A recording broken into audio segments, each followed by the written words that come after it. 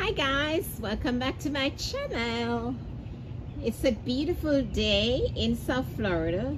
The sun is out and it's hot morning, but the norm is you don't know what to expect later. So let's enjoy and bask in the glory of Mother Nature.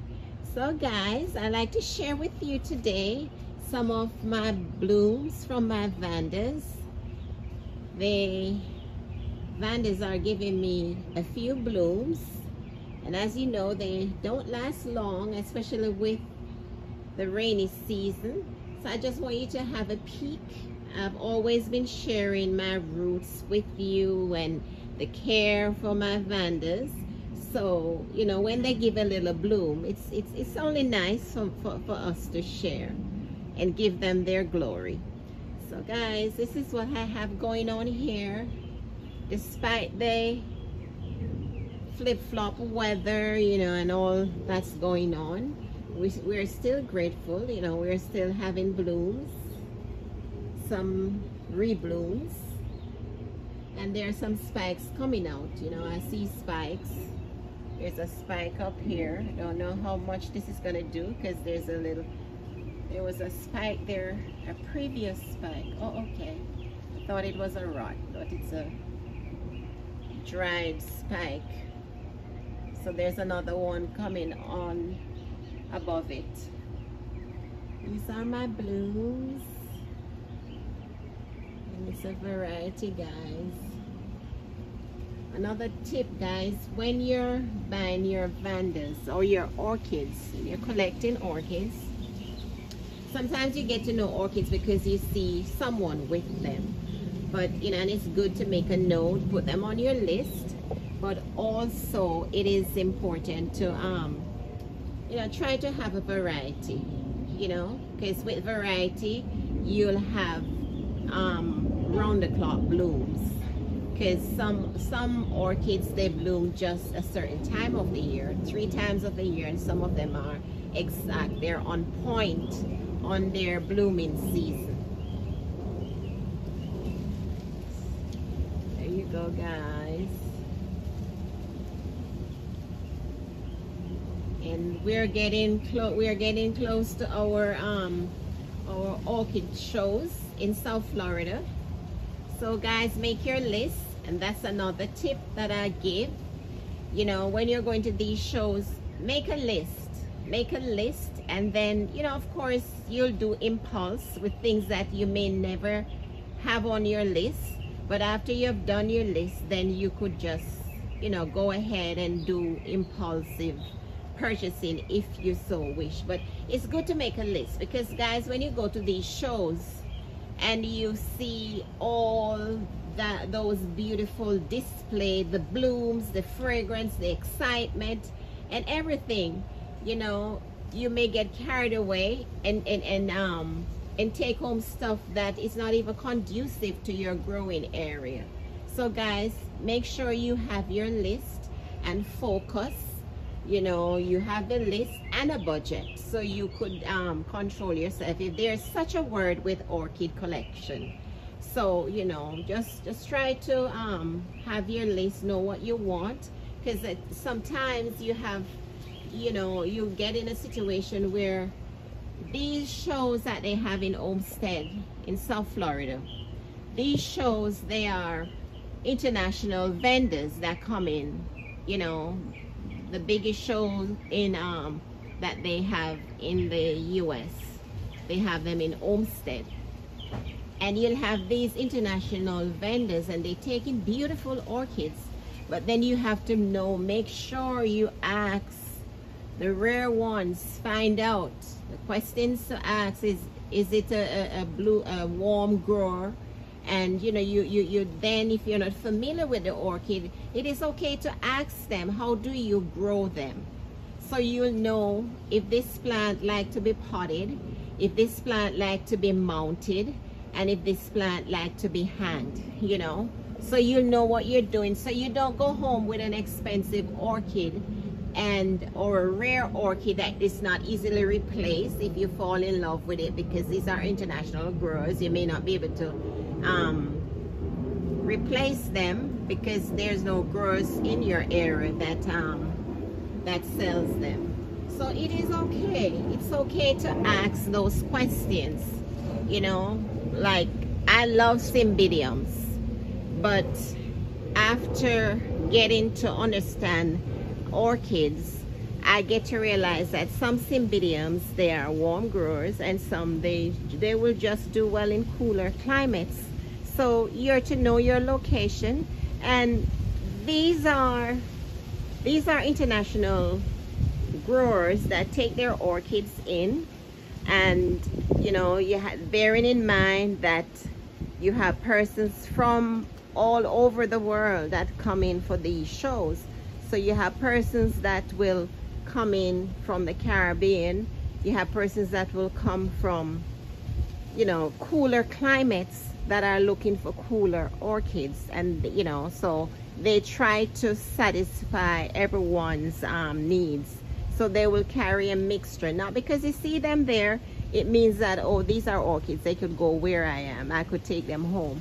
Make sure, if you're not familiar with them, ask questions. And even if you think you see them all the time, you know what they are, you still try to ask these questions, because sometimes you take home stuff that's not conducive to your growing area, and then you blame the vendor, and it's a matter of growing condition. You know what is suitable for your area given the climate, and you know, growing condition there. You know, for example, South Florida, we have a so-called really a tropical climate, you know, but there are times when the winter will nip us, so you have to throw that in. And grow, you know, your area is there's also a micro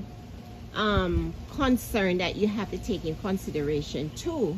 Micro meaning that your yard space, even though the area may be conducive to warm growing plants, you have to take into consideration your yard space. Is it too shaded? Is it too cold? You know, those things. And you know, I tell you, sometimes I'm driving around in different communities, my community, different communities, and I'll see a perfect yard and I'll say, wow, I wish I could get hold of those trees, those oak trees, so I could mount some orchids. And then you will look, I look further and I'll see how perfect the shade, the filtered shade is. You know, some yard is just, it is just created for that. And that's something, you know, I must give Jamaica credit for, the Caribbean for.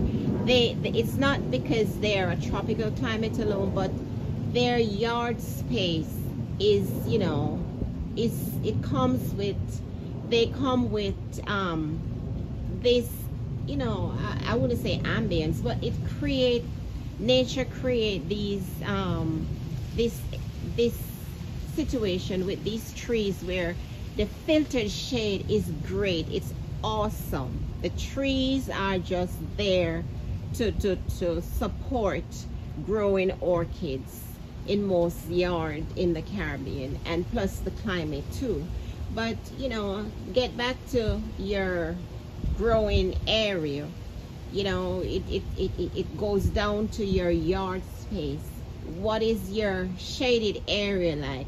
Yes, you could create a greenhouse, but then I'm saying some yard space have that natural shaded condition where you don't even need a greenhouse. You know, you have the way those, like an oak tree will just flirt its limbs, and then you'll get all that filtered shade.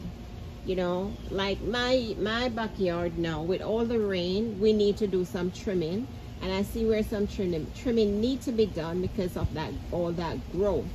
So it is providing too much shade.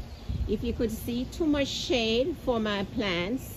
And then, you know, the sun, when the sun comes out, it's not filtered. I'm showing you this mango tree. It provides shade for my orchids, my mounted orchids. It provides shade for other plants that's underneath it. My gramatophiliums, see, provides shade. It is shaded, but then like the gramatophiliums, they need filtered shade. They like the morning sun and the afternoon sun. See, so I'll have to trim back some of these trees a little bit so I could get that, thin it out. I need this is an East Indian mango, so we try to cherish that.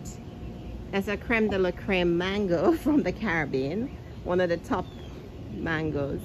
So but you know, we tend not to want to do that, but we'll have to trim it out so I could get filtered shade for these orchids.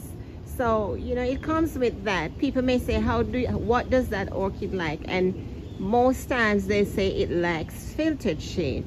Filtered shade is the shade, is the way, you know, the sun, it's not just the shade that the trees or the greenhouse provides, but they will provide the shade, but you have to have that. You should be able to see the sun dipping through the trees and giving the orchid a balance of shade and sun. Because you know, most orchids, they like the sun, they like the heat.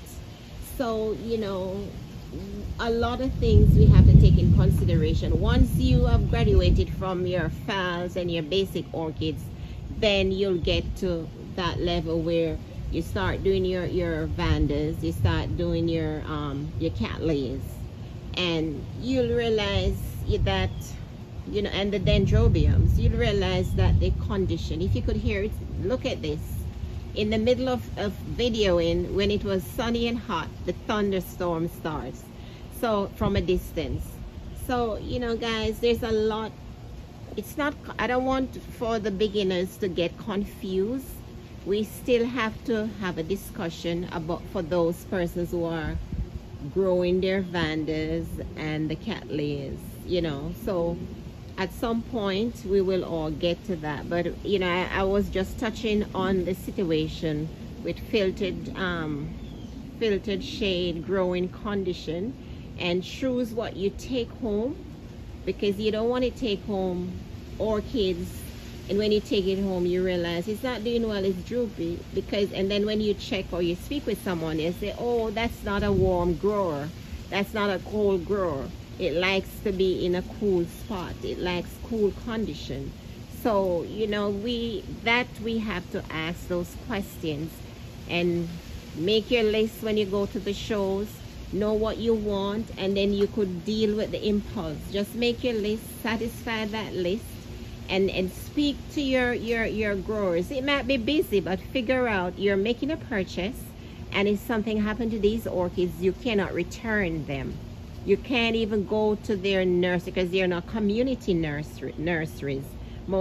Some of these growers, they're international growers, and you see them just once a year. I've had that happen to me, you know, and I'm not in the business of returning orchids, but you know, just to ask the question, I did not do, so my orchids fade on me. So guys, once again, the rain is coming down. Thank you guys for growing with me.